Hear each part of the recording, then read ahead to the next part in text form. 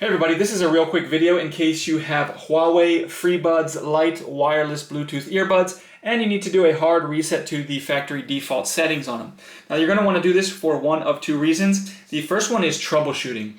If you're having any issues with these earbuds not connecting to Bluetooth or not connecting or not pairing or syncing with your device, or if they keep disconnecting, or if you're only getting sound out of the left or the right ear, a hard reset will fix a lot of these issues. The second reason you might want to do this is if for whatever reason you just want to set these earbuds up like a new set of earbuds, wipe all the pairing history off of it so that you can pair them as a new device. This will work. All we need to do is put the earbuds in the case, leave the case open, and turn around to the back of the case and find this button right here on the back. We're just going to press and hold that button on the back while we keep an eye on the light on the front of the case.